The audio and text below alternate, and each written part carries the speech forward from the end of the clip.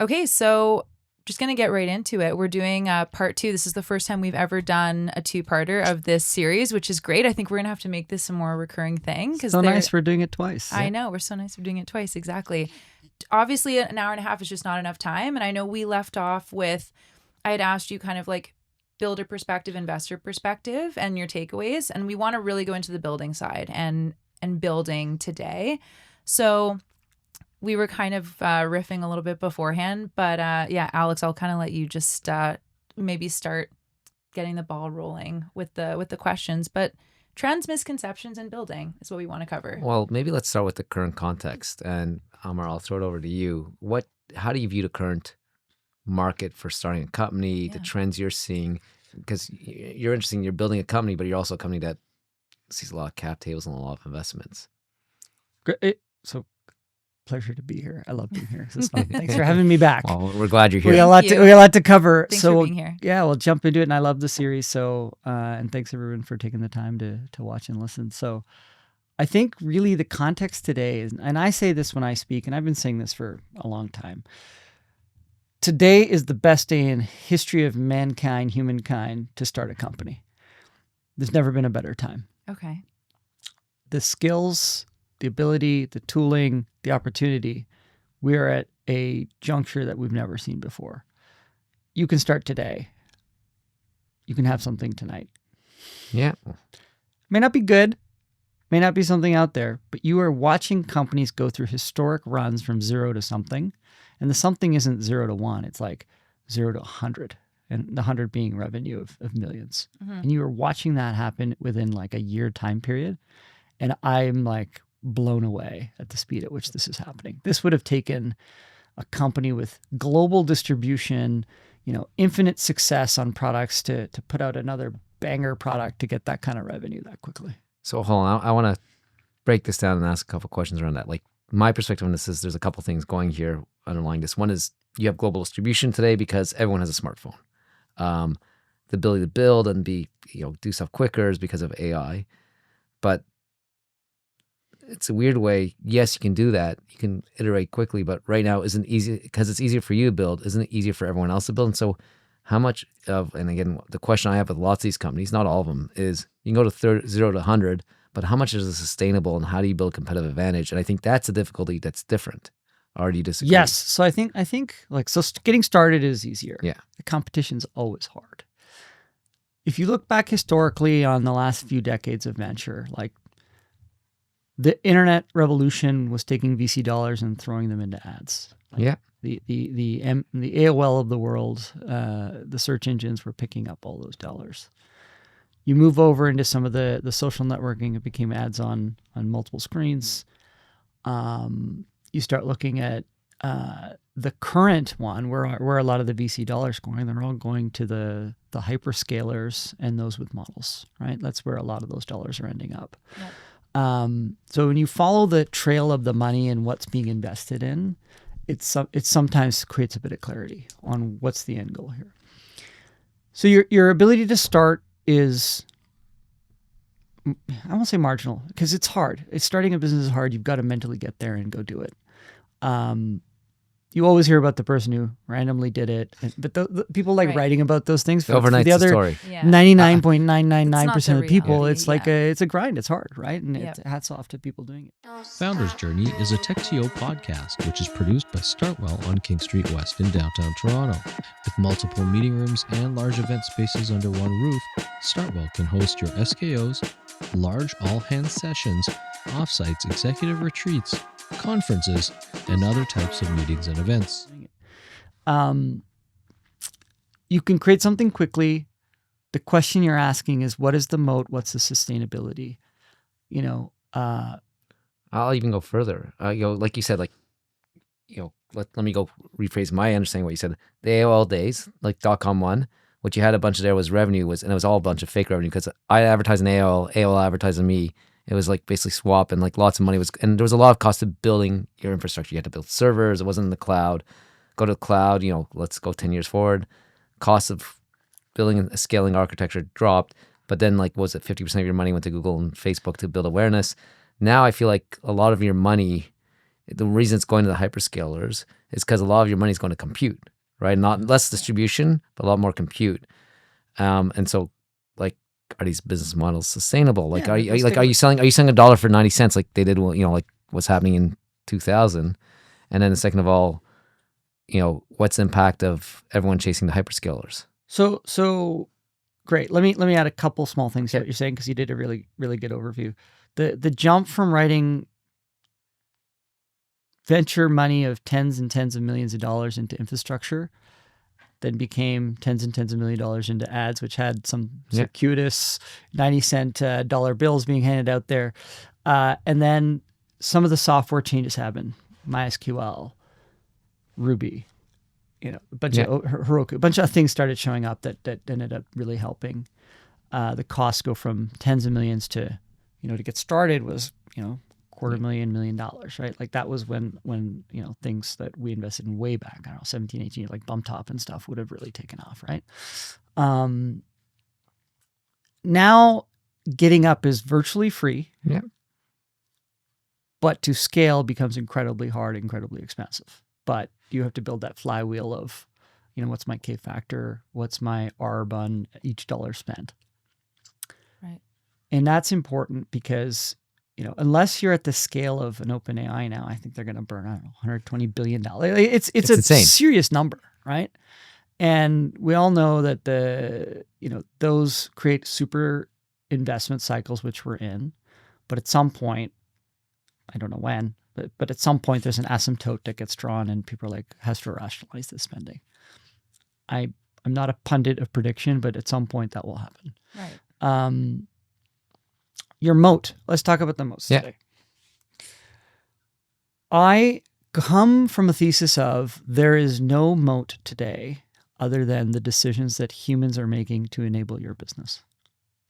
I assume at a start, the models, the automation, the engineering teams can replicate everybody's products instantaneously. If that assumption is one we can reality distort for a second, ask yourself in your business, what is it the model cannot do that keeps us in business? And it comes back to, generally for any kind of enterprise application, somebody in enterprise is making a decision to use your product or turn the switch on for you. Secure, get you in a secure environment. The models can't undo those in the short term. Anytime you're in a consumer-facing element, you have to assume, like, what is the thing that keeps going? And I ask myself, maybe on the LLM on the box, what's the network effect of it? Am I, is it kind of like a search engine where I would jump from Alta Vista, to Yahoo to Google, and ultimately Google had something that gave me, and speed ended up being their moat. And I'm asking that question now. I've got some thesis on it. I don't have a great answer for it, but and Alex, please jump in if you have a thought here. No, I was gonna say, I think mine is more of like the overarching. Like I have heard that there isn't the same attitude you have around building here. Like I think there is a lot of people that are really frustrated with capital. And I say here, I know we're talking about building, but I'm asking the question as like a Canadian builder too. So we can perhaps maybe go to that at the end. Yeah, but like, so just as we're I'd like to get there because I think we should talk about, talking about the overall picture and talking about what is this implication for building itself. But like, I think, so let me break down what I'm hearing and respond to you. So first, let's talk about enterprise or B2B. I think what you're saying is the real moat right now is ability to execute faster than everyone else, the ability to have a brand where people trust you, and the ability to understand what the customer you're serving and do it in a way that feels natural to them, and do it which includes a bunch of stuff that the foundational models won't do, right? So it could be like, I would distill everything I said to the last thing you said. Somebody at the enterprise has signed a contract to let you do something. Yeah. But why are they doing that? And to the extent that a model cannot undo that decision, that's your only moat that exists. Yeah. But like that comes up, like I think a brand is a form of moat. It's hard to say at the beginning. Because why Brand, let's be clear, right? Like, let's do some nomenclature defining. Okay. Brand is something you establish over time Yes. that enables somebody to make a decision based on it's basically I'm not going to get fired for buying IBM. whatever. Yeah.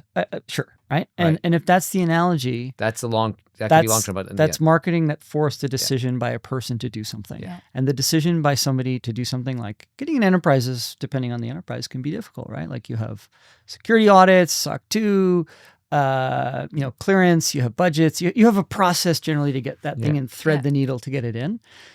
As that gets looser and looser and easier to start turning that needle, like, what's the moat, right? Right. And I ask myself that question. Also, I want to jump daily. in. Can you explain moat? Like, because I think the terminology is used obviously a lot, but just if anyone's listening and they're like, what? Sure. Yeah, just explain that. And it's colloquial for me. I'm not going to give you a technical definition, but Yeah. it's the ability to be like, we are winning because of this thing. Right. And thing can be plural, right? And if you can't articulate what that is, the answer is you maybe don't understand it yet, and you're earlier and you're trying to figure it out, or you're But you should reach for that. Like, you should reach for it. to You have should a reach moat. to be able to have it, and it's okay to change it Yeah. over time. But you should always have a North Star of why you're winning. Right. And I'll jump on there. I think lots of people, the moat they're using, which is not real moat, is underpricing or taking a loss. So moat lets you have a profit. I think that's the other part that has to be there. Because I can always sell $1 for 70 cents, and I believe I have a moat because people are choosing me. But the fact that I can't make money off my product tells me I have no moat. Right. I don't know if you agree or disagree with that. Well, there's the dollars, dollar out of 90-cent dollars. That's the one where that game, the dance music stops at some point and the lights turn on, and you don't have to go home, but you can't stay here, right? Well, and to some extent, I think that is being played right now with a lot of people building on top of LLMs. Where, like, if you look, I think I can't remember if it's Cursor or Lovable. Like, I think for every dollar they're generating, they're giving like $1.20 to Anthropic. Look, Yeah. we'll get through the math, and over Yeah. time we'll figure out where that asymptote and timeline of time and money is. But then some people argue, hey, I have a compound product because it's a loss leader to do this, to get that. Like, you start hearing a lot of things in pattern recognition over time, but some of them are true. Yeah, right? no, some of them are definitely true. So you got to be mindful of, like, what is the J curve investment that people should and be willing to do. And it's always easy to justify. We should do one more thing to get us deeper in the J curve to drive some value. Right. And again, this I'll is the describe the J reality. curve. This is the reality distortion field. The J curve. I'll do it. The I J was curve. just gonna say I'm gonna like dig into a lot of these So the J terminology curve. things. The J curve for my colloquial thing is just, what is the investment you're willing to make The losses at you're a willing to make. loss Right. Exactly. in the shape of a J, Right. until you're willing to have some upside down the timeline in a chart. For those that are listening that can't see us, we're doing the We're J. doing a J the curve, J and it's an motion. XY axis, Yeah. right? And I think the reality distortion of the best businesses historically were the ones that were able to drive an incremental spend and depth in the loss category of the J curve to ultimately create greater returns down the road. And the number one business model of all time has to be Google's. Like, that's just, like, they were willing to spend unlimited money to get that speed advantage. Right. And it transformed them into having the ultimate I was going to upside. ask you, like, what was a good example? I actually think there's two more recent examples. I think DoorDash and Uber, because they were able to burn a lot of money at a long time, and the investors gave them until they got to the scale that they can actually make profits. Now, question but was they're it both risky. Like, it's a Well, risky. everything's it's like a very risky. risky. We're Business talking model about too. building a new startup or investing in a new startup is you have to have risk. Without risk, there's no reward. Right. I would argue that those two companies, and credit to them in terms of trying to get operations in line, which they have, but like it to normal expectations, but they are now a fundamental service offering to communities. Yeah. That if one of them were to go away, another one would show up. Like, it's like Yeah. almost the equivalent of having electricity, internet. I took an Uber coming here. and It took just, an Uber it just coming goes here, to show, Like, right? there's- But the Getting funny around. thing is,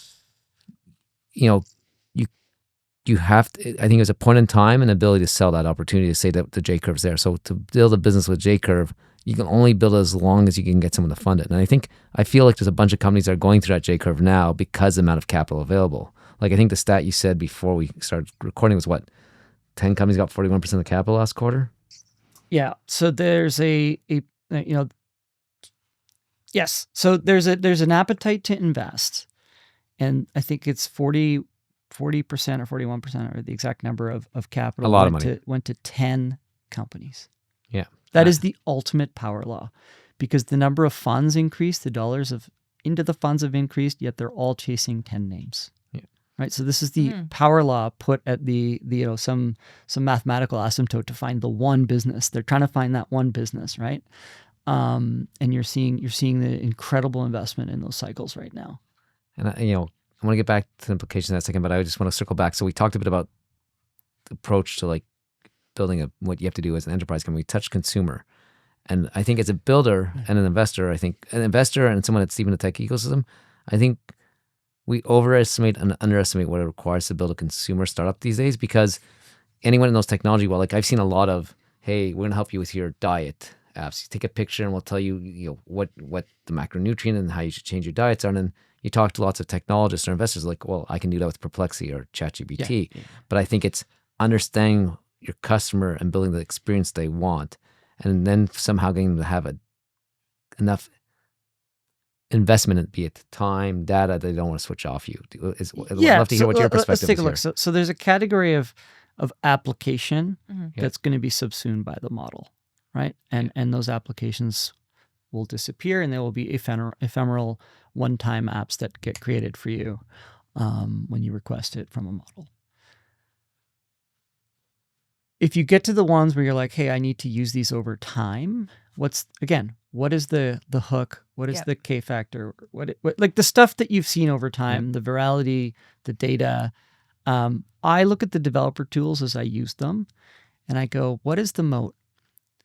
Because the ability to switch off those tools, is it's easy to do. Right. Yeah. It's not saying that they're not going to be even more successful over time, but like when the next best one comes out, or we want to add the next piece of the thing that does the next function, we can just bring in the next thing over and over and over. Right. So these tools are amazing.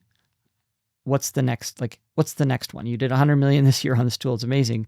Is that market 10x from here because you have the tool, or does somebody switch you off and you need the next tool? Right. These are the compounding questions I start asking. And the only one that really sticks is, your repository is in GitHub. So you're going to start with some of those default products in Copilot and others from Microsoft, right? Like these are the types of moats that are there, and they're compound moats. You had to have spent all these billions of dollars in incremental investment over time to create that repository environment where you're just going to start. You have to start from there. Well, on the consumer side, I think there's a lot more analogies that are easier for people to understand. Like let's go for the last 20 years. Like you mentioned one before, Google. It's consumer and business.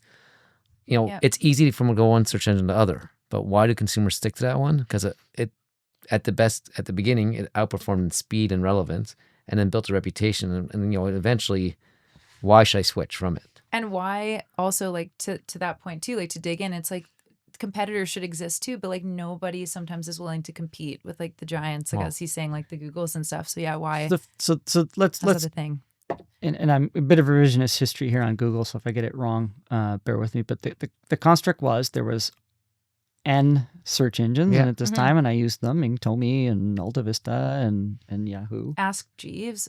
Ask Jeeves. There was a lot of them. Yeah. Bing was one. Microsoft Bing was there. Later. They had their version. There was a series of these. Yeah.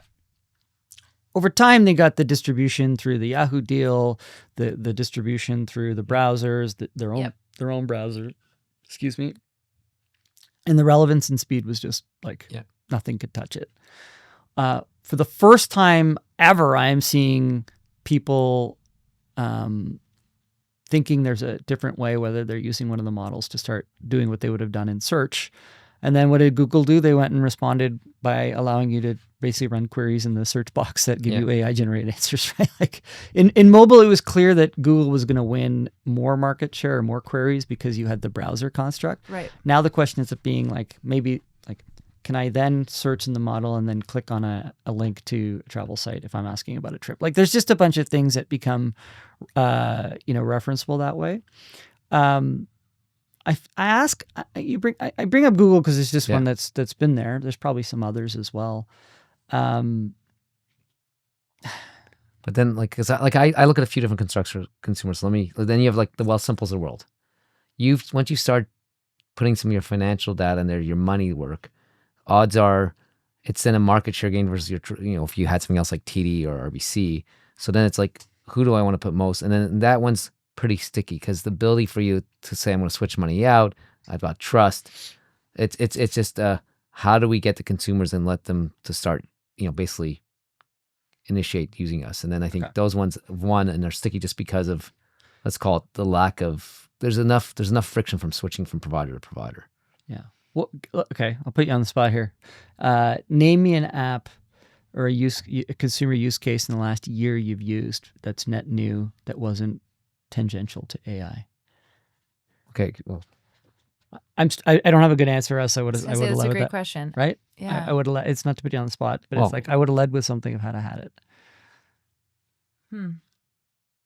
Well, I guess is there new tools? Like I'm just trying to think. I haven't used one, but like I've been pitched a lot of fintech that are going to provide new insight based on your AI. But the problem there is I have to go switch off of it. So if someone either has my assets in distribution, they can build AI before someone. Again, I think for a lot of consumers, it's always, can my innovation get distribution before someone's distribution get innovation? I think with AI, the consumer, a lot of what I've seen is either being a use of the model. I've played with a bunch of other stuff, but why can't a financial model use it? The user canvas is the front end UX of the model. Yeah. Right. That is for any data and use case where there's a model that's like gone and touched the data or been given the data. That canvas is pretty good. It's a box. It's getting better. It's like I don't know if you played with Claude's new tool where it can make you a presentation pretty good. And so I know lots of people use Gamma, but now Gamma has to get distribution before Claude. People realize you can do something similar, maybe better with Gamma with Claude. The tools are just getting like today is the worst day for the tools. Yeah. Like it's not going to get worse tomorrow, right? Like it's going to get better. So I think those tools are coming out. It's insightful that they're just getting better and better and better. From a consumer perspective, I don't have a quick answer. I was just trying to think through my phone. Like I didn't. Well, what's interesting though, from a consumer perspective, is I do use a lot more apps than I did before, and no one and I guess maybe I don't know if I'm normal I'd say most maybe the people in this room aren't normal because I think if you look at the usage, like ChatGPT has become the Google to the general population, and but Google has their own version. They've Gemini. Yeah, but Gemini. But you look at the usage. I think I saw usage the other day. They have like something like 6 billion views a month, and then like everyone else is under like actually I think 150 million views for Claude. I don't know how this was measured, but like what I do now is like before I'd use this Google. Like I could go use more specialized search. I don't. Now I use Perplexity. I use Claude. So even though that it's all the foundational models, I'm using all the foundational models and testing them out against each other still. Yeah. So this is some of the K factor, right? Like what is the ability to refer? Like it's like people hear it, they use it, they hear it, they use it. Yeah. Like you can go into the Gmail or the G Suite and you can use all of the Gemini tools inside of Slides. You can do it Microsoft too, but like if you haven't tried it, you don't know how good it is. Yeah.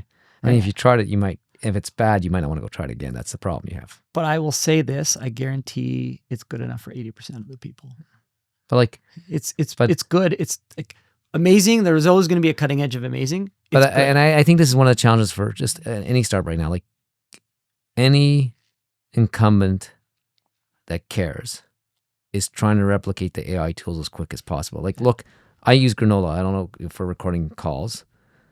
ChatGPT's app now has a pretty good recording thing, and Notion has it. And I'm surprised. So does Gmail, like even just Gmail, the embed. Yeah. When I enter a video call, like 3 or 4 things pop up on my screen to record the thing. I just assume everybody's recording things now. I have Otter. Otter. Like there's like always, there's so many things. And I go, you still have to tell the other side you're recording this stuff. Like Granola is a stealth recorder of things. Right? Well, isn't the idea that it's supposed to be like it doesn't pop up or something? Like you're not supposed to. Like, it's supposed to be non-intrusive, like the other one. But like, meeting. People are recording without permission. It's still against the law to record. Which is actually depends on the province or state.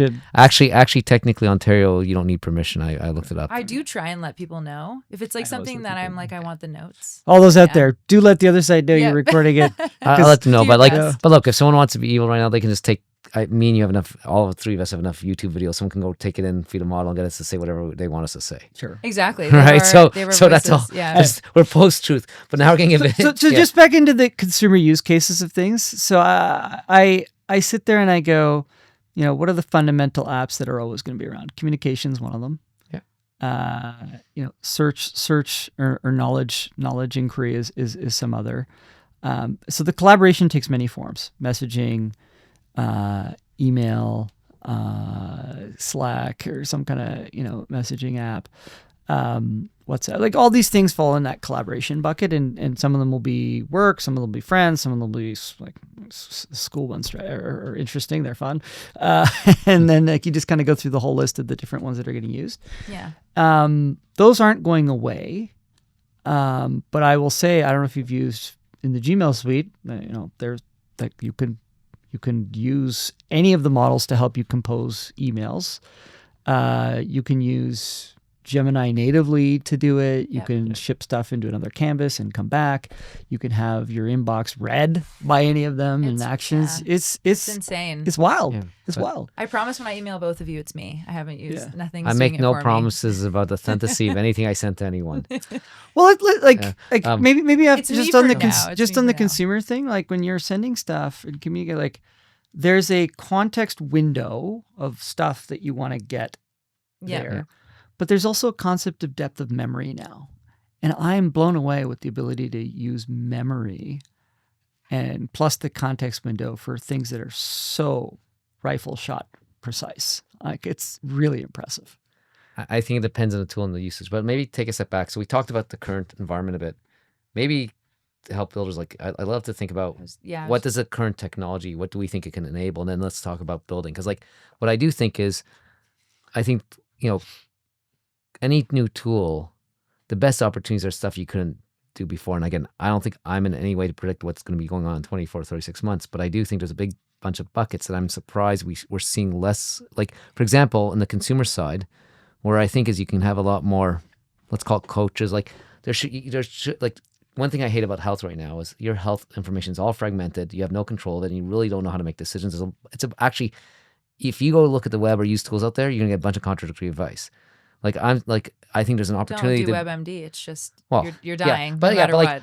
I think It's true. You can't. But I think there's a space right now to be my Totally. personally health coach, right? Yeah, What's my yeah. objectives? I'm going to take all the data and say, here's what you can do. And there's also probably one for finance and the consumer side. I think there's a few spheres of our life. Maybe there's education one. Should be a way we can better understand just like anything pertinent to our own lives. So the answer is yes, Yeah. right? Yeah. Like the answer is yes, but it's all a bit subjective, right? Okay. The health one is interesting. Obviously, I spent a ton of time on this, and Mhm. and I think everybody's spending more time this year than maybe 5 years ago on it, probably. And if you've got kids, you're all over it. Like there's yes, I think the Do you answer think is post-COVID, it was just like really like healthcare, health tech, all of that just really took off, or were you seeing it a surge before? Just because you're mentioning healthcare. I think there was a surge, and sadly, I think it was driven by a mistrust of And just of the the system. need for awareness. I also think it was this started when you could start getting your own metrics. Like let's even go back to Fitbit. You had a vaccine wallet. But the Oh, your shots and quantified everything, right? self. Like really doesn't matter how many steps you count a day. And maybe at the extremes if I did none or if I did 100,000. Yeah. But the whole fact that Fitbit in like the early 2010s people started quantifying it, and then once you have quantification, people try to measure and see and I think there's a bunch of different trends that push, and it was probably accelerated by COVID. Right. I loved the idea you could also keep your like your vaccinations kind of all in one place too. That never existed No, before. You there's just a keep it on wallet your for phone, these right? The things. wallet, yeah. I think the proliferation of sleep quality, Yeah. ingestion of food, Yeah. water, all Yeah. those things it's a net positive to start tracking You're always them. talking about your sleep, how it's like tracks your sleep sometimes. Yeah. I don't Well, love that it's yet, a good but way to be depressed because I'll never get enough sleep that my apps want me to get. But like my point is, I think I'd with be afraid AI, to track mine. but I think with the LLMs, there's certain spheres of your life where there's an ability to create the go-to expert that you could never have personally. Like, Right. there's like, at the extreme, if you're really rich, maybe you go to a longevity doctor and they give you concierge service and they're doing a bunch of, feedback to you. But that's, if you're doing that right, from what I see, it's 20 to 50 grand plus. But now I think in lots of aspects, I think in 5 years I wouldn't be shocked if there's a couple brands that take care of your personal wealth advisor, your health advisor, on all the aspects. You're seeing those companies being built in front of your eyes, right? Like the Felix, the Phoenix, the Hims, right? Like those are being built there, and for sure somebody in that category is going to create longevity in my mind, right? Like it just seems like a natural extension. Felix is like also eliminating the need for, it goes back to kind of like the Amazon like on demand. You don't even really have to leave your house anymore. It's like everything that you need. That's why it started. Is coming, for the stuff you're embarrassed to go get at the pharmacy. Well, maybe people would be more proactive if they like didn't have to go get it in person. It's the truth, right? We don't want to have to sometimes go to the pharmacy for things. I'll write up my own book. I think I'm the first investor in that company. So yeah, Cool. Congratulations. Emma Stern was at she's the an best. event in the past. Recently. But and like let's talk on the business side. I think what I'm seeing, at least in the short run, the misunderstanding of I think why lots of these tools are taking off. They're either you create something you couldn't before because you didn't have the skill set, or what I think the better, more pertinent thing is I'm seeing is it's removing the crud from lots of jobs. Right. Like it's taking the repetitive shit work that's arranged over the last 20 years for every professional and getting rid of it. It's the friction, right? Yeah. So let me take a step back. I look at businesses as the following. If you're working on something that you think is innovative, are you making the $0 billion market? What does that mean? Are you taking an idea that is $0 billion today and putting out a line of assumptions and decision tree things that'll happen, and if true, you are the big winner and you have a massive market sitting in front of you? That's the $0 billion in my mind, right? Right.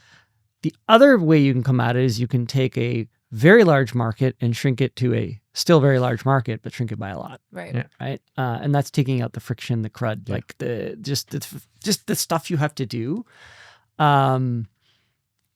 And I think from getting rid of the friction or reducing the friction, this is an unprecedented time. Like if you want to do something now, like you're going to go into one of the models and ask like, how do I do this? Right. And it's going to tell you. I'll give you an example. Like, my mom sold a property recently and there was like turning off all the services.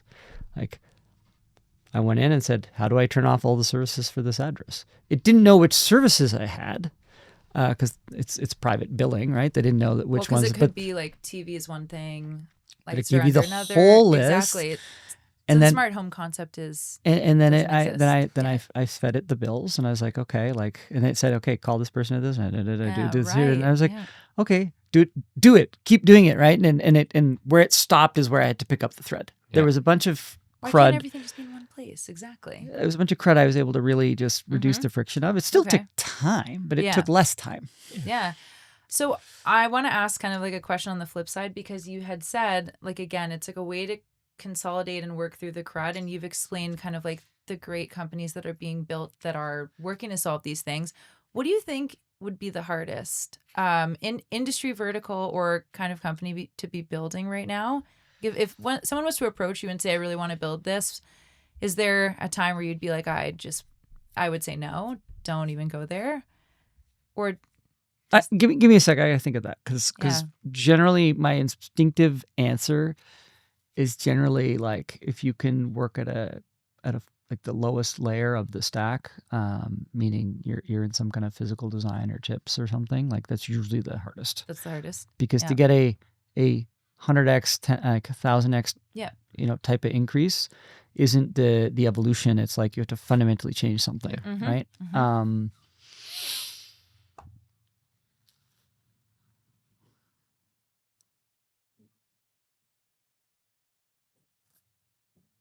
I will start with that, saying it's incredibly tough to get gains there. There's a lot of really great teams, and you're dealing with bits. You're dealing with great teams that, if they're really successful over a decade, can show you success. If they're really sharp folks, maybe in a few years they can become part of a team at one of the bigger companies. Right. Like it just takes a lot of time.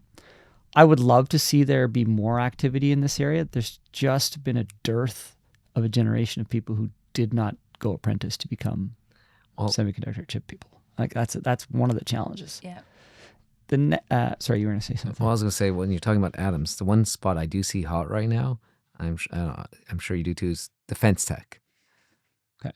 Do you agree or disagree? Are you seeing a lot of defense tech? Oh, there's an unlimited world there. Well, let's placeholder defense tech. Let me go Fine. through it. So that's always fundamentally a very hard thing. If you replace bits to genes, like there's a lot going on in this area. Yeah. I'm not nearly qualified to have any kind of opinion here. I love reading about it. I look at the fundamental building blocks that enabled the technology revolution of mobility, cloud, open source software, these types of things. And I'm looking at, CAR T cells, CRISPR, mRNA, the alpha folding problem being solved was a big deal. Yeah. And then I spent time to read it. My mind was blown. And then they, what happened? They had a sequel. They did 2, and then they had a third one. I was like, oh, okay, this is like you're starting to see things that were fundamental blocks as humanity that are getting unlocked. And I don't know what the ceiling for those things are, but if you have an expertise or knowledge or interest in this area, 10 years from now, the world will be different. I think there's one impediment there. There's the right to experiment and then put your experiments live. There's a lot more regulatory hurdles, and there's a lot more biases against change there, because they'll work, So I think I'm not disagreeing with you on any of those things. But I do think it's fundamentally changing, but I think the pace is slowed down because of culture and regulations. So again, if I could reality distort the world on this again. Agreed, humans, whole process. Did you know? This might be shock to some or obvious to others. There's no equivalent regulation for animals. Yes.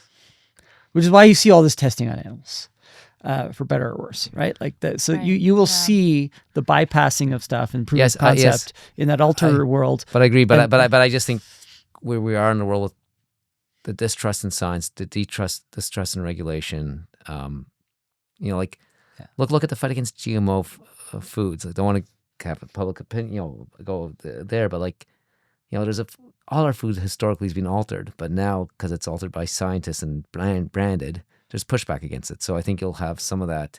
It'll be slower adoption by society than I think, or that's my gut feel. Mm-hmm. Yeah, I think when you move progress in society over time, and then you see some of the misses, like a lot of kids have allergies now. Myself included. Yeah. Yeah. 2-3 generations ago, I'm pretty sure It didn't exist when I was a kid. I was Okay, I'll ask you a question there. Is it they didn't exist? Is there something we changed? There's more allergies, or we just started measuring it?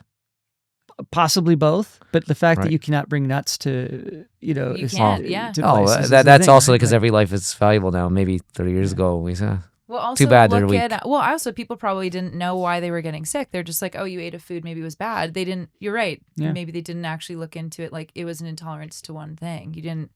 Like now, there's allergy testing. You test for like what people are actually specifically And- allergic to, so you avoid it. But now I'm also like, I'm an age where I started allergy testing too. Like, and I'm supposedly allergic to penicillin. I'm seeing now lots of studies that some like 80% of my people my age that think they're allergic to penicillin aren't, because they didn't know how to actually measure it correctly. And so I've been actually debating if I should go get it tested to see, because penicillin's a miracle drug, which I Yeah. can't take. Yeah.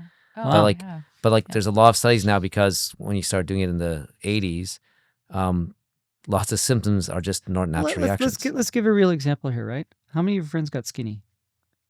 Got skinny. Oh, because you're asking about a certain GLP-1s. drug that they took Hold on.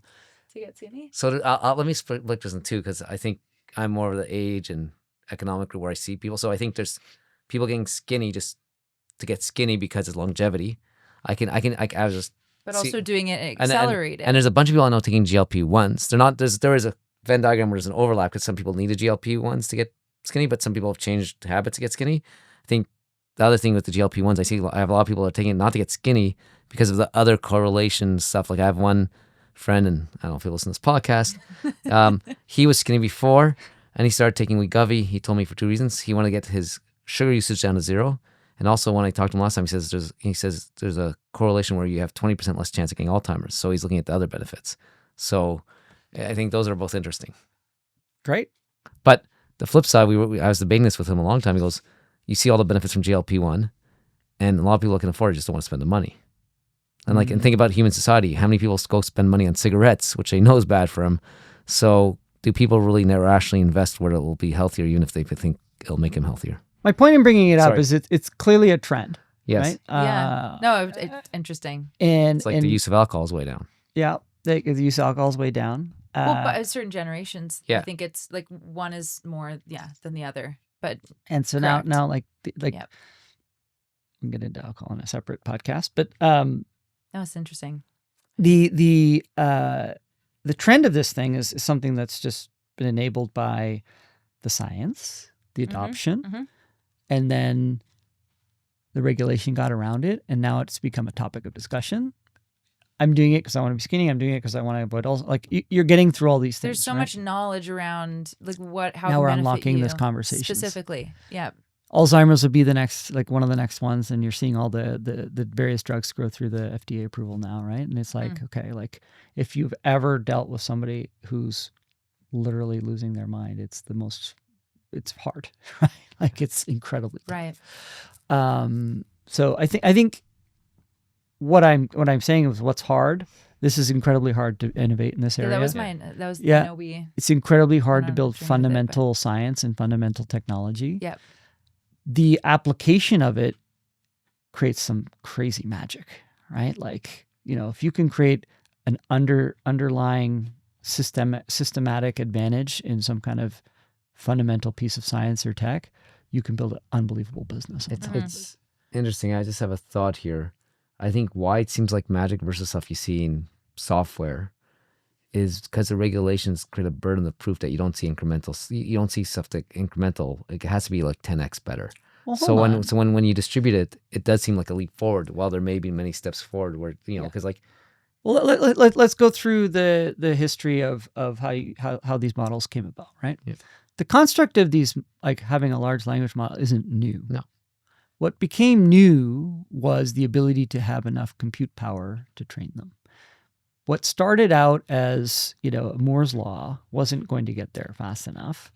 The architecture of a GPU versus a microprocessor went from serial to parallel. Yeah. Mm-hmm. And that was like, okay, we can start, like, we're not measuring polygons per second anymore, right? As we used to in graphics cards for GPUs. We're now doing it in instructions. And then the ability for the power consumption to come down, not on Moore's law trajectory, but on a totally different trajectory that was 10x faster. And then the ability to have the power envelope of a data center be large enough and the instructions capability at that power envelope to be big enough to train a model might have taken a year or years to year to quarters, quarters to months to weeks to days, days to hours. Now there's companies out there that'll do it on a laptop for you, right? Like in minutes, yeah. And they'll open source the weights. And it's like, oh, okay. Like it took that cycle of time for power consumption and compute power to get to a point where it was able to do the training, right, in order for all this magic to happen. So that's where, hats off to the folks who are involved in that. And then hats off now for the people who've built on top of it to create stuff that's in everyday conversation now. Yeah, but like what I'm saying is it seems magical, but less magical than some like GLP-1s. Because GLP-1s were in research for 20 years before they could deploy it. So there was a lot of improvements in effectiveness. And so when it finally gets released to the public, it's like, wow, it's a leap forward in the public mind. mRNA, for those out there, is the delivery mechanism for the vaccines. Yep. First time it was used was for vaccines. Mm-hmm. It had been around, 40 years plus before. Like the technology, was around for. Well, actually, just generally, I think one thing that's underappreciated by builders and general society is how long technology is around until we find how to apply it in a way that makes sense. Like if you want to read, I can't remember the name of the book. We'll put it in the show notes. There's a great history on the Bell Labs. And there's another one, that plus The Visionaries, which is by Walter Isaacson. And you could see how some ideas take 150 years to actually get to the point where it can be commercialized or practical. Right. So it's like, I think if fascinating. What's your favorite one? What's the one that caught you by surprise? I don't know, maybe the video phone. because they were doing video phones in the 60s. They had It's live been on one- TV forever. Yeah, but it's been on TV forever. It's been on Yeah. no, but like no, I didn't realize there was functional video phones in the 60s in I think it was Chicago and Philadelphia, and cost and the quality and the need for a network was too hard to boot up, so it was a failed experiment. But like I was around mobile phones were around forever, but like you think about that. When did we really start doing mobile video? Probably 2008 at any scale. I think it became mass, like it was being used, but Yeah. mass was probably when FaceTime Like around the kicked up, right? 2010s-ish. Yeah, but this is the fundamental first version of this that was live commercially was in this. I think it was maybe it was late 50s or early 60s. Which just how about you? Do you have one that you can think of? Well, that one I can hit on. My dad was at Bell for years and years and years and worked on this stuff. So we used to have we had this feature where when you were on the phone, it would beep and you could pick up a second call. And that was just That was call cool for waiting, you. Yeah. right? It was before everybody had call waiting. And I remember ringing up my friend going, okay, call me back in 2 minutes. I'd call another friend. Yeah. And then I would say, hold on a sec. And I would flip it. And then I connected them because I had conference. Like, Right. so I had a bit of better Things that series. seem so minute today. So but the you've video always lived in the phone. future. Always had I a remember bit- Skype for me. I was like, you can Skype. talk to someone on video and they're across the country. That was cool. And That was a Skype, cool one. Skype was the equivalent of optimizing the network that was out there to Right. create this call in a very But it was like clever real architecture. time. It wasn't like It a worked. recording. It was them. You're talking to them and having conversation. It was like how cool. BlackBerry went and split the network Yeah. usage for devices that got you from tens of devices to a million devices on there. It was kind of it's Right. kind of the same kind of innovation. Then now that Skype underlying technology is not required given the bandwidth capabilities, right. right? So the same Exactly. thing now with phones. You don't need that technology. Right? And then- so it's okay. What else was in that Let's book? talk about what. Oh God, what I was else gonna in the say book? the mRNA thing though. Like I know we were like going into that a bit. I think what drove me crazy too about everybody was so skeptical because it got brought to market so quickly. Like they were like it got adopted because we needed it. But isn't that the whole point of like technology adoption has to happen so quickly? So I'm even like you probably don't have an answer for this, but just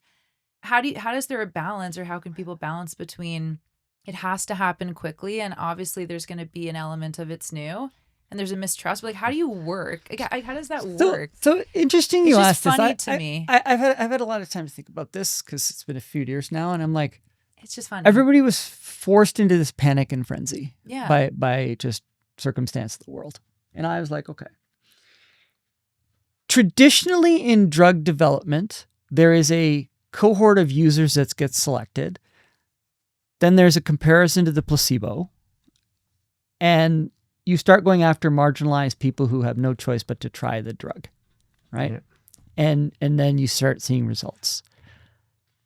This was one where there was no real cohort placebo type process. It was had just to given be to brought everybody. to market. Yeah. We didn't have a choice. And everybody was like, well, that's not how this is done. I know. Yeah. Right. And so you had to compress the timeline of a thing from years to days. Years to days. So there's going to be errors, there's going to be mistakes. And we may not know about all of them till later. Right? We're Right. still probably learning stuff daily on this. Yeah, but And you I'm could not a argue the same medical thing. expert. I'm just I have no medical asking expertise the myself. Look. question. You can ask that about any technology because like GLP-1s are being tested, but we don't know what the long-term compound effect over 40 years of taking it is, right? So, same with statins. Right, Maybe you we know, do with statins now, right? so like I think what's interesting more is how society decided to make choices about how something gets validated to Well, be see, publicly not used. only society, Because- but who in society? No, is making but that like, decision? but like, I think we've gone from a society where like let's take a certain. There's always a certain amount of risk with any new decision, any new product that's get out on the market, and it's acceptable. Going back to allergies, it's the same thing. When did we, I think 40 years ago, if someone had a peanut allergy in your class, it'd be like, too bad. They did They say did. that to me. They Yeah, said no, too yeah, bad. yeah. Yeah. And now, and society's gone out the opposite. I know you're like sad face. No, but but it's like, true. society every society decides to take a certain amount of risk with anything it does, and I think Totally. we're right now Yeah. in a society over the last 10 years. Pendulum that Yes, yeah. swings, and there's a slope that moves up and down, right? Cool. And I would go back to who in society are we dictating has the magic wand to make these decisions? Right. My family doctor growing up was a great doctor. Guy looked like you would never Did he take smoke? advice from. Of course, he was a chain smoker, right? He was a chain smoker. Probably got home and drank half a bottle of whiskey. Right? Like my it was just, gosh. just looked like you could see stuff seeping through his pores. It was just, it gosh. was just like, and he was the one advising you right? on your health. So sometimes you have to abstract the I can tell you like great stuff on physical training in a gym, but I'm not trying out for any kind of Mr. Universe competition, right? So it's like, maybe want to talk on defense tech and your thoughts Yes. there, and then I want to get to like what's all the implications of what we talked about if you're building today. I would, Oh, yeah. yeah. It's a very good. So Okay, let's get to just it. quickly on defense tech. What's Defense your tech. thoughts? Let's get into it. So Cold War, right?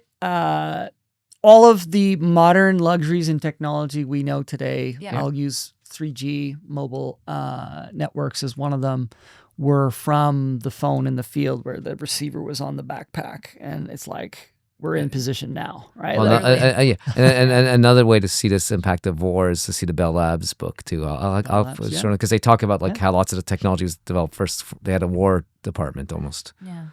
all the top scientists would go work for the governments at every country, right? They would go have, communication theory, satellites. Fundamental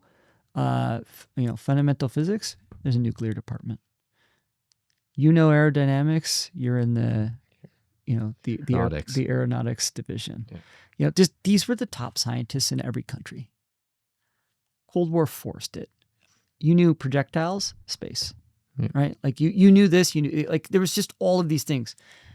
And that drove a ton of innovation. Like just if you go back to even let's get somebody in space in the 60s. Velcro. Like tires, diapers, Velcro, like you pick up all these things, right? Like it was just all fundamentally like necessity forced it. Yeah. Then the Cold War ends and there's like this economic cycle where people are like, it was tough. And you started seeing these PhD people not working in these organizations anymore. And I remember watching a documentary once on do you know that the reason the chimes in a vehicle are so gratifying and the reason the sound of a golf club when you hit the ball right or a tennis racket when you hit the ball right is so gratifying is the acoustic engineers were no longer working on acoustic missiles. They were working at racket and tennis companies. It was a fundamental change. They went and they perfected the ping when you started the car. These were just types of things that happen. Don't even think about that, but it's true. So defense tech goes through these cycles, Okay. and their investment cycles are long, and they're meant to put people out of an ability to be able to spend with you. So you must be able to take their products. I would suggest over time that was like space, tanks, wars, like the whole Stark Enterprises type of stuff. And I'll get to Stark Enterprises 2.0 on sovereign AI shortly. But there was a company in Ottawa that used to make tents. They were tensile strength was off the charts. They were, kind of using a new material to do this. Interesting. Shortly after 9/11, a couple years later, this company sold for billions of dollars.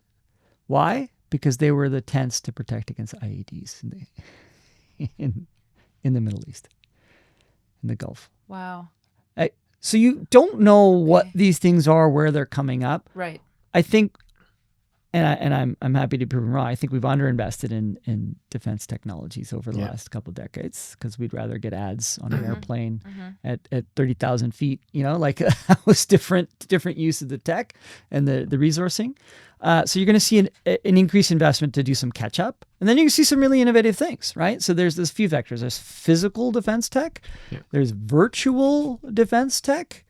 And those two vectors are growing like gangbusters, right? Yeah. Everybody who's like, I got a thing is getting infinite meetings and people are following the trends and following the money, which is how good investors work. They follow those things, right?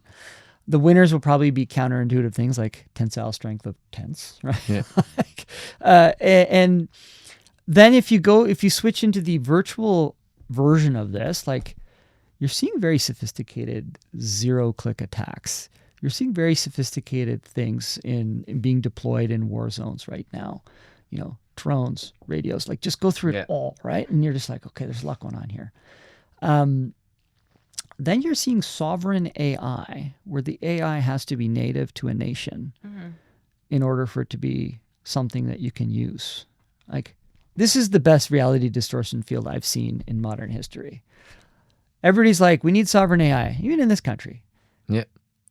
Are we saying we're never going to use any service from Microsoft, Google, or Amazon, or OpenAI, or pick your thing, or NVIDIA again? Like, that's insane. And I think it's the most insane thing I've heard. It's a way to sell your technology to. I love that there's an increased focus by governments to spend locally and internally. That's an amazing thing. The globalization is getting its pendulum swinging the other way on nationalization, which I see is great. And nowhere is this more apparent than if you go to Russia. So everybody possibly thinks that Russia is in a terrible state of mind. Their economy's in the dumps. My data points are opposite. People I speak to in Russia are, and their family members, for all those out there, is the place is booming. And it's booming because those who were global exporters before have to use internal markets. Those who were so-so at doing things and didn't get like the top end of the market now get the top end of the market, and everybody's, you got to get better. You got to be the Fargeen. So, like, we will tell you how to get better, and you got to get better super fast, right? So this place is booming. So, quick question on sovereign AI. Then I want to get to builders. Sovereign AI. Do you think it's smart to make a trade-off for sovereign AI versus second quality AI? I don't know, however you define it. The trade-off there is we have a sovereign AI versus something that's subclass compared to, let's say, the States or China or Russia. Oh my God, this is a great one. This is complicated for me because my logical part of my brain is like, we're going to end up with second-rate outcomes, right? And we being everybody.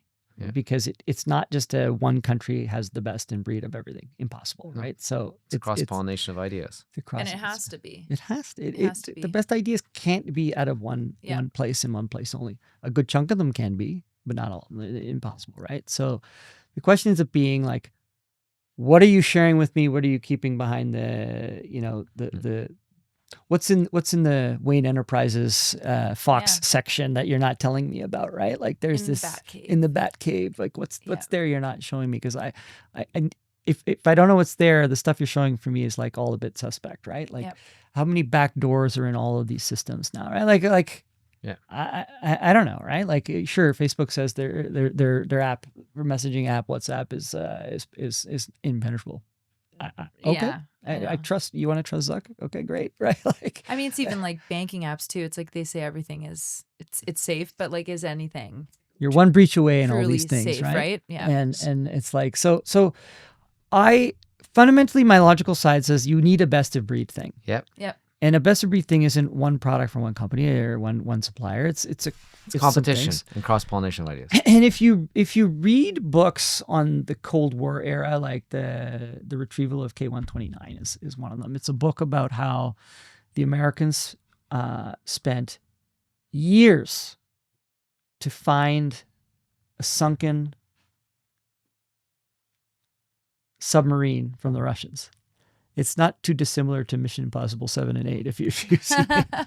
And those are slightly entertaining movies. Yeah, but basically they spent years creating a cover story of what they're doing there. Once they realized where it was, they had these acoustic networks in the ocean that detected where the possible location was for this thing.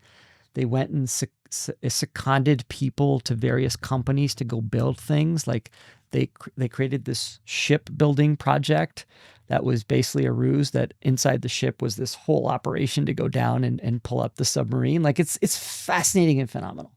That is a nationalistic, sovereign thing that could only have been done by one country for itself. If that's what we're talking about, then the sovereign thing is there. But when we're talking about AI, and we're going to end up with like the second or third best when we could have had the best. Okay. Wow, So- that's a struggle for me. So Yeah. let's go from struggle to let's talk about builders. We've talked about trends. We've talked about technologies. What's the implication for someone building something today? Oh, I'm And I have building. a follow-up question Yeah. after Yeah, this. and also Yeah. we've also talked about the search for capital for the exponential company. So Just what's like, how do you succeed? Just in Well, yeah. well, just- it's like All of the what's above. implication for builders? This could be a huge conversation, but like Yeah. What are fundamental truths, right? So as a builder, your only finish line is when you say you're done, and one of those probably interim milestones is the money runs out, right? Like, or your Yeah. time or money runs out. That's kind of how I think about it as a fundamental piece. Mhm. So if you're a builder today, and I'm in this bucket, so I'm not speaking from an armchair quarterback situation.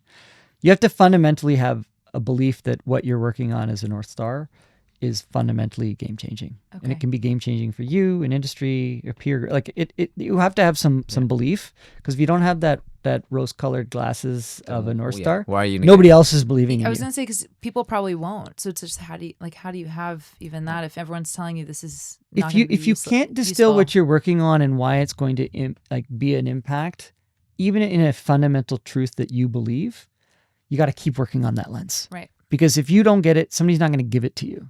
So is right? it just the mindset of like one day someone will they'll buy in, they'll be on board? No. It's like it just well, it's just like the belief thing about if you have enough people tell you this is not a great idea. It's So you need sometimes- a most people. naivety. So Yeah, really most people are going hard. to tell you it's not going to work out. You're Yeah. going to be told 1 billion times. Like Exactly. So like, do you just wait in hopes that the No, one you validate. it's that will tell it's- you it's good?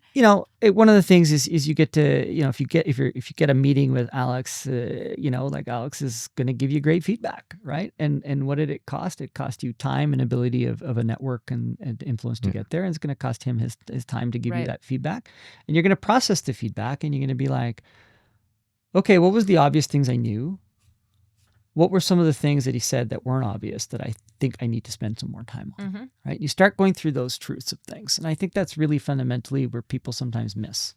They go, this, we met this person and they said our product isn't ready. Like, or of course your product's not ready. You're pitching them the dream.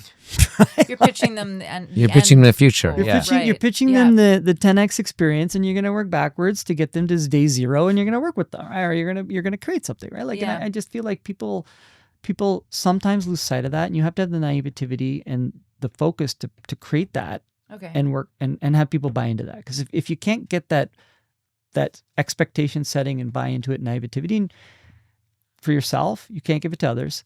And it's okay if you change those things. It can be every day you change it slightly till you refine it, or a new customer comes in and it shifts you, or a new meeting gave you new insight. That's called learning. It's Yeah. learning, right? Like, and this is why you have these meetings. And you talk real to time people. feedback. Like all the AI folks have created these new terms for things that are based. It's fun, right? Like human in the loop. Well, yeah, human in the loop gave me this feedback, right? And he's a mixture of experts on this thing, right? Like, so there's just it's just a fundamental learning, and then you have to understand that that's a process that changes and keeps evolving. So that's one. Okay. Implications for builders. It will likely be easier to prototype something and get feedback. It will sometimes take longer for such a thing to be implemented. And people are like, well, blah. They look at like these coding tools and they're like, that was 0 to 100 in a year.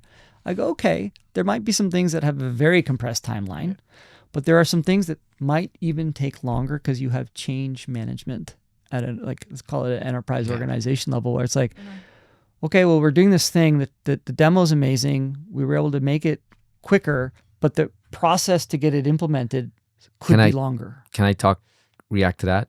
Because I think it's easy, like the stuff that are prosumer are easier to get adopted and used, like the Lovables, the Replets of the world.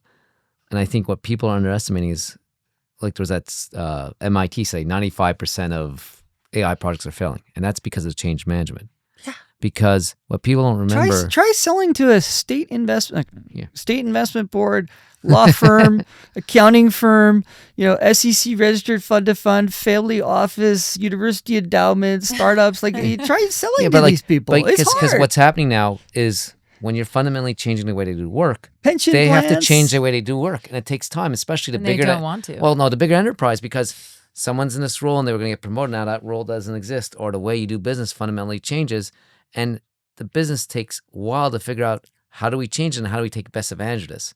So I agree with you. Like, I think there's going to be a lot of negative stories which don't reflect reality, but just affect the cost of change. What was my first statement? The company is around for as long as you don't give up, And you've got the you got the time and money funds, to do yeah. it, right? Like that. Yep. And if it's taking longer to implement these things, like, I don't know, I've had banks, government, throughout my career, I've had all these types of organizations, and they've always taken time. They are taking longer. right. The prototypes and POCs can be quicker because people are like, what are we doing about this thing? Right. Yeah. But then they go, like I was just with a bank last week, and the executive's like, we love the POCs. We know we need to move into this arena. But the fundamental truth today for us at the bank is we can't identify one use case that is better.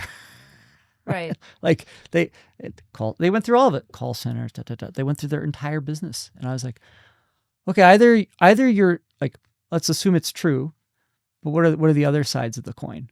You're not implementing it right. You don't understand your business. Like people are protecting their jobs. People are protecting their, like, bureaucracy, change management. Like these were the types of things that started running through my head. I'm like, there's no way you're not better off with this I'll also stuff. touch on this from a venture perspective. I've met some founders that have a great idea, and I go, who are you selling this to? I go, okay, so this will help that person take their team from 10 to 0 and have no political power in their organization. Why would they buy that?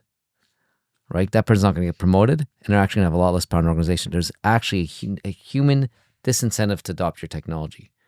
So like those have a fundamental cold start problem where it can deliver value, but the person you're delivering value to does not want to see that value. So that's something you have to, as a founder, you have to think around. Right. Yeah.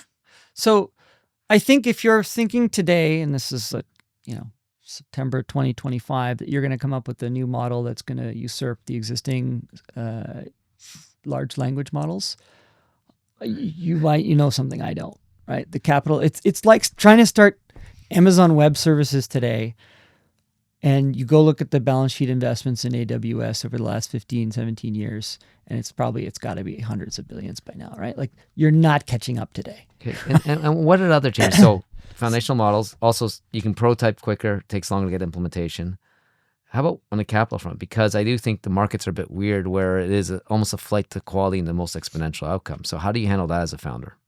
Because you're not like, if you're Cohere or if you're Mistral, you're already in the game and you can go after those dollars and try to be one of those top 10. But for everyone else, do you try to be one of those top 10? How do you approach let's raising take capital? a look at investment cycles in infrastructure. So super cycles of infrastructure then created the next layer, which became, some kind of content or application, right? If you look at the investment in communications infrastructure, it then allowed the internet, which then allowed there was some follow on to that, right? Mobile, the same thing. Cloud compute was the same thing, and now we're seeing this AI version of it. One of the fundamental things I see though is the models themselves will subsume some of the application layers. So you have to be always mindful happens. of that. Has to happen. Mm-hmm. So you have to think, if you're not in infrastructure, what's the next thing? There's probably some really interesting applications. You're seeing all the agentic AI things, and so those things come out. It's really cool. But if you're in the infrastructure, it's probably not models. If you're a really clever, ability, you can get right into the bytecode. You can optimize speed for networking or something, or you can manage a cluster of GPUs. Like there's a bunch of things that if you're really clever in infrastructure, there's just a booming market right now. Right. Booming, right? Like, all of these super cycle investments are dollars that are flowing into creating data centers. There's power, there's networking, there's physical infrastructure. Like, cold water is running through those places now. Like even some of the innovation on the plumbing, right? Like, just it's down to every small bit of this stuff. Mm-hmm.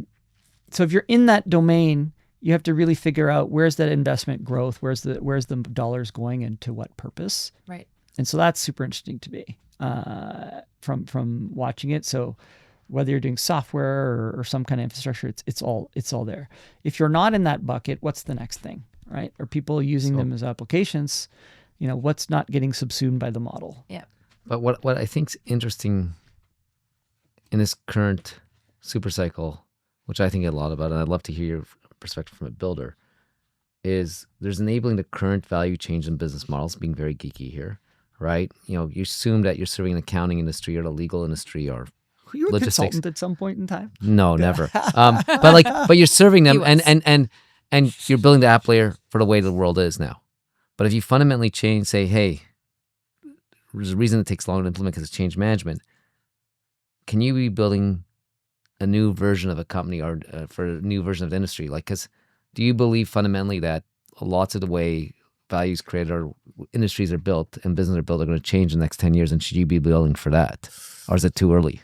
It's a great question. I feel like as a builder, you're always building for the future, right? You're trying to imagine how things are done currently, how they can be done in the future. And that's fundamentally like an ethos of being a builder, right? You always want to improve on what's there. Whether it's incremental or exponential, it's in the eye of the beholder sometimes, and sometimes the marketplace will dictate that. If you go back to what industries don't exist yet, I think that's one of the ones when I was pretty early in mobile applications, and mobile applications, it was like, okay, it's the internet, but now on a different screen size. And Apple, and they weren't the first, but they really fundamentally changed it by creating an app store, right? Apps existed, Palm had them, BlackBerry had them, but Apple really created a developer ecosystem of mass, and then Android followed, and that concept's been around. But carriers had these app stores and nobody cared. Right? Yeah. But what it meant was, you fundamentally now had a new way to get distribution. Mm-hmm. And I feel like what we did initially was expand the browser, laptop, desktop-based internet to a screen size change. And that's where you saw use cases you could do. You could book travel on the internet on your laptop, but you could also book travel on an app, right? Those were some of the first versions of things. Yeah. You could book a restaurant. I think this is where IAC, and we did a ton of work with IAC Interactive Corp. Barry Diller's organization. Mm-hmm. By the way, he has a great new book out if you're interested in it. So many books today we've mentioned. We'll have to go to book club. Yeah. Well, we should have a founder journey book club. Yeah, it's true. It's great. He walks through just a quick aside. He was he grew up pretty privileged and gifted, but also had a tough upbringing like everybody did in other ways. And by 30, he was running a movie studio inside of ABC, which is a TV company, and then got thrust into running the largest movie studio in the world, never having worked in movie studio. It's very interesting. Anyways, and that's when he's 30, and he's now in his 80s. So lots of stuff there. So Interactive Corp was his internet chapter. They had 50 brands on the internet that all went mobile. We worked on just a truck ton of them. And they were all incremental use cases. Yeah. What we didn't, we got some stuff right, but what we didn't get right was the construct of where people would do things wasn't understood as well as it was a couple years later, where the phone would be the primary interface. It was always used as a secondary interface. Right. So the construct of Instagram or photo taking and photo sharing as a network on a phone only was like missed, right? The construct of leveraging your location to create new experiences that weren't Uber. Like they didn't have a taxi company in their thing, so they were like maps, like finding your way around using your phone. So they had City Search, which was about booking restaurants and stuff, but they weren't able to expand that construct into Uber or something like that. In hindsight, it's easy. It's very hard in the moment to get these things right. We did get Tinder right in there, so that was one of those. Right. But there is just a fundamental. We think this new technology can enable a new experience. Right. We don't know until somebody comes out of left field and throws something down, right? And we spend a bunch of time. How can AI change schooling or education? The first lady is putting all of her time and effort into this in America. And it's like... Side note, look at Alpha School. Alpha Schools and other, I don't know how many WhatsApp threads are lit up with this construct of an alternative school. And it's like, okay, how's it going to change, right? Like the truths of that one textbook for math for that 1 year How does it is impact teaching, right? everything? Yeah. Yeah, exactly. it's fundamentally changing. So if you take the existing construct of education and you add AI and underpinning some stuff, you can. But if you said, what if it was just AI and there was no school, right? Like somebody's gonna societal change, big. I think it'll happen. The timing is who knows, because society has a change to impact that, because schooling is a bundle of goods. If you had no choice and there was no school for you, and you're in a geography where there's no school, they'll be early adopters. They will be the early adopters, and you don't know the impact of a person who has no other choice. Like the scrappiness and perseverance of folks like that, you have no idea. You have no idea. We have the luxury of being able to be like, oh, it's being in person, it's the environment, it's meeting people, it's like a cultural experience to go to school. But you're right, not everyone has that, like the luxury of doing that. Right? Yeah, it's like I don't have to look at my kids. Look after my kids, not look at them. I like looking at them. So back to your question on like, what are you building for? You're building for a future, right? Okay. And as a builder, you're building for the future you want to see. Mm-hmm. And I use Hollywood movies sometimes as inspiration, right? Like they always have some creativity around what the future could look like, and it's no longer just Hollywood; it's all movie making, or pick your Netflix series, right? Like there's all of these global creative, storytellers and imaginations that are coming out with stuff where you're like, what if? Like, Ready Player One is a pretty grim outlook on what. Unfortunately, lots of Hollywood is pretty grim views of the future. Go rewatch Terminator. I don't remember it being that scary, except today I feel like everything we watch is really scary. But I feel like as a kid you're just, it's a movie, but now you're like, this is too real. This is a lot of it's very real, right? And then if you go through like, I'm not a Trekkie, but if you go through the Star Trek arc of like the different tech pieces, like, you're like, okay, like, can we transport a human? Like, are we getting that? Like, there's just, if scientifically we know we cannot, but it's like, what if, right? Like there's this imagination and disbelief that somebody will have to keep pushing something where you're like, oh, we actually got that. Right. We've got the universal translator now. Right. Like, it's not perfect, but it's very close. Oh, and the new AirPods that are coming out apparently is that what you're talking about? Lots of translation in real time. That's pretty scary, but also very cool. Be helpful in my household. Very cool. It's better not to be able to translate sometimes. But exactly. But so back to just building. Like, I just feel like you're fundamentally focused on a future model for people to engage, and it's your ability to convince them of how it can do, and part of the convincing is by just tangible results they can see immediately, right? Right. And I just, to end on this note, I want to go back to what you said basically at the start of the episode, is just, you're so optimistic about building. You're like, this is the best time to build. There's no better time. Not a lot of people have that mindset. A lot of people are very hesitant to build. And I know I'm speaking from what I hear from Canadian founders and builders.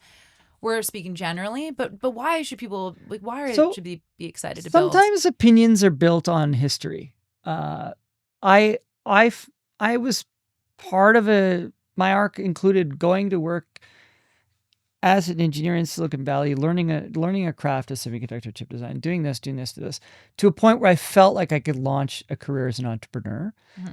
And I was like, I don't know that I would go back and change any of that. But what I tell people today is, like, my 4th year project was like building a 1-bit memory cell. These students today in their 4th year project can do much more than that. They can do stuff in a day, right? Not even a weekend anymore. And those can be commercial opportunities. To take the memory cell technology we had, this SRAM, it would have taken, I don't know, 5 years, $100 million to make something of it, right? We might not have made it, right? So it's kind of one of these fundamental things that have changed. That's why I'm so optimistic of, like, even if you're not building something outside of a company, like, tinker with it at night, tinker with it on the weekend, right? There's no downside to this. And then, sorry, go ahead. I was going to add something here. I also think the level of resources and permission you need have never been lower. And what I mean by that is you can go experiment with anything. You can go put it on the web. You can do it all relatively low cost. Like, I'll age myself when I started getting involved with startups. You need to go build servers. You need to go get money. It would cost $1 million to experiment with stuff. You need time. Build a prototype. You have to build, like, you right now you don't need permission from anyone. You need very little resources to get into. There's the marginal. The only cost is your time to go find it. Right? Like, that's it. Or to find someone that could build it for you, and do the research. Even now, like the models do that for you, right? Like, so I go back to Correct, why yeah. am I so excited about building it? Like, there's an untapped, like when the internet started piecing together knowledge and content, there was an unparalleled level of knowledge. We are now in an era of unparalleled level of intelligence. So no matter how smart anybody is in this room, we are not better than the model. But and it's also I just come back to that.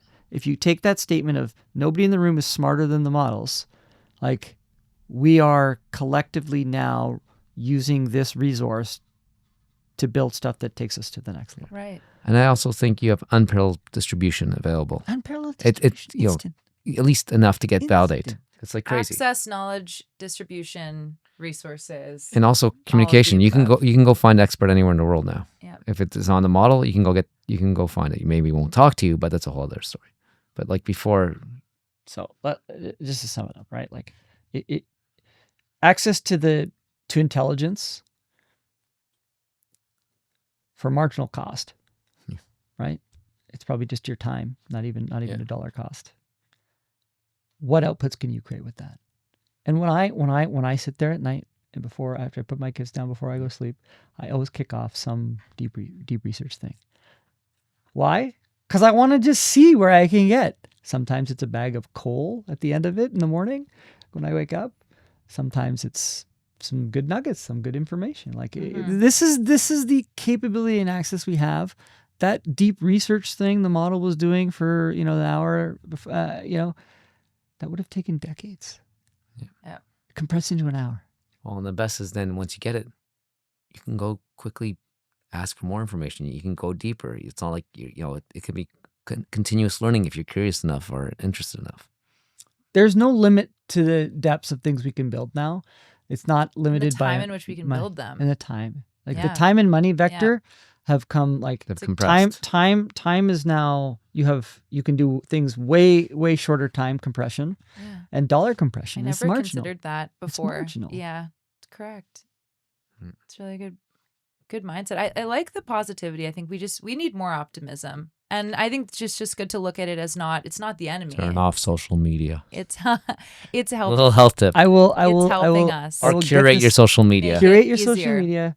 Get out to some of the events that you all are doing and others are doing. Get out, just talk to people, because fundamentally building is hard. It's a struggle. Mm-hmm. And if you can get in a room where you realize you're not the only one like going through a hard thing, you'll collectively start working really together is and great. start nailing it. Like this It's is like when people go running in the morning together. it's the run That club. sucks. It's the run club. It sucks, but if someone else is suffering Misery with you, loves company. it's better. And then you see You lost. somebody a year later do a Exactly. marathon and you're like, Wow, same. Yeah, when we did this together, we were in the trenches. And I know a lot of founders feel like that too. So that's a good point.